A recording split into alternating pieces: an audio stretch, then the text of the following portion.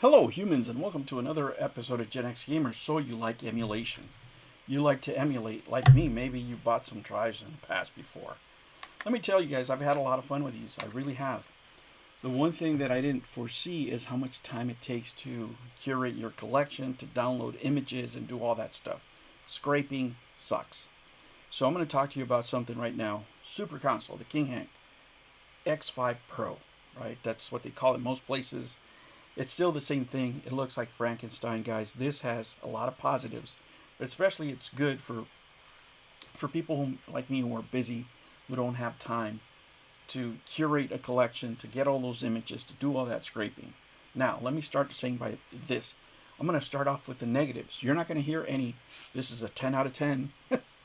You're not going to hear, there is anything I can criticize, right? You're not going to hear, oh, this is just like a PlayStation 5. I couldn't even tell. None of that stuff, guys. Look at this Frankenstein monster right here. This is what you get. This is what you're playing with. Now, this thing has been out over a year now, and it's increased in price, and it has nothing to do with memory chips and more to do with demand, right? There's many places you can get it, but we're going to talk about maybe why those aren't the best ideas also.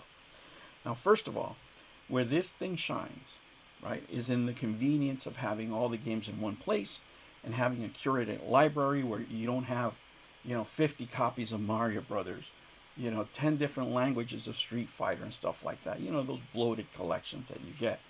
This is all, pretty well done. Sometimes you'll see a title 3 times, but it's usually because it's on CD and it's disc 1, 2, and 3. At least that's been my experience.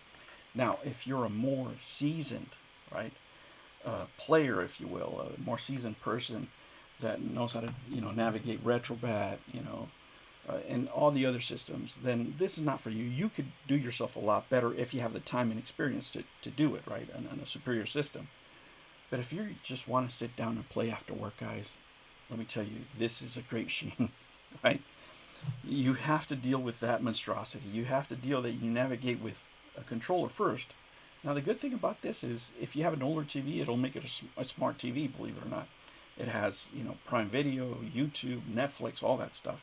And you can even run, not that you would want to, but if you want to, you could run the Game Pass on here. You could do cloud gaming.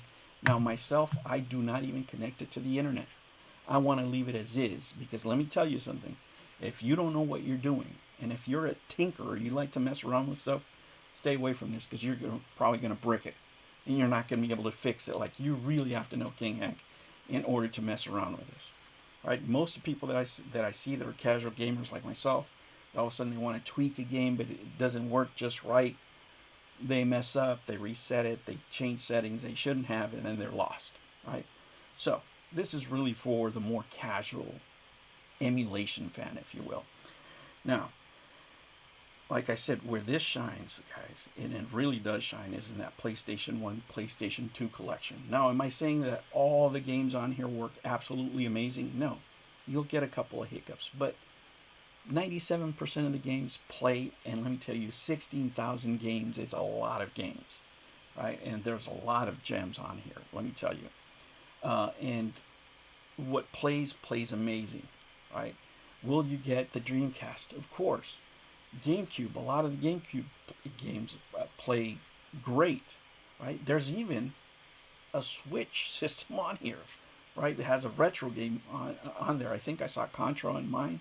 Different people get different things sometimes, but that's the range of the machine. Do you get the Game Boy Advance? You do, right? Do you get the DSs and all that stuff? Sure you do, but let me tell you, the way the system manages how do you scroll through the games is pretty convenient. I like it. It's not too bad, right? It's pretty decent. You get to change the size. You can see this gentleman here. I'm just going to put a random video up here. And this guy's just scrolling through the pages, and this is what you get here. The different systems. You get to pick them. It has short videos on there. Again, everything's curated, and you're not getting all that messy stuff, right? The stuff that you don't want to see. The Chinese version of Final Fantasy, for example, or whatever it is that they have on there. It's just great through scroll to, and you have the Wii on there. You have the GameCube. I mean, there is a lot here, guys. There is a lot here where you can just sit down and play those games that maybe you haven't played, that you want to get out of your collection for whatever reason. And it's just a great time. It really is a great time. But to me, as a PlayStation fan, to me the biggest shine on here is that PlayStation 1 collection. I love the PlayStation 1. And yesterday, what I was doing is I was just going through the PlayStation 1 and just picking up all my favorites. Make this a favorite, make that a favorite. Because that's probably my best way to play games, at least for me, guys. I pick out the favorite out of every console. And that's the curated list that I go off of. And then sometimes I'll explore, Will it play the Super Nintendo? Yes. For those of you who have SNK fever right now, right? You want some Neo Geo, it's all in here. MAME, it's all in here. Right? And you just pick up and play it, and you really don't have to worry about it. Now, guys, like I said, is every game perfect? No. Right? But it does the job. It does the job for the most part. Not all of us have $1,500 to spend, on 12 games of Street Fighter on Amazon. And this is where you're going to find this on Amazon, guys. But it's $365. Do I think it's great at $365? No. Would I pay $365? No, I wouldn't. $265? Yes, sure. Because how can this be more than the Neo Geo? It doesn't make sense, right? But you can find it out there, guys. Black Fridays, there's different sales. I'm sure there's going to be something for Father's Day. That's when you get them. Now, I want to warn you about something, okay? Because I want you to have the same experience that I do. Where I see people go wrong is they go to sites like AliExpress. And the heart of this is actually, and let me go back to the big screen here. The heart of this is the hard drive. So when you go off-site, and then you start playing, you start going to other websites for discounts, you don't know what kind of drive you're going to get.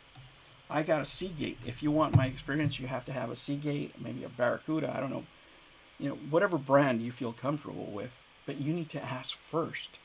You need to ask, what drive am I getting? Because if you get a knockoff drive, that's where I've seen people have problems.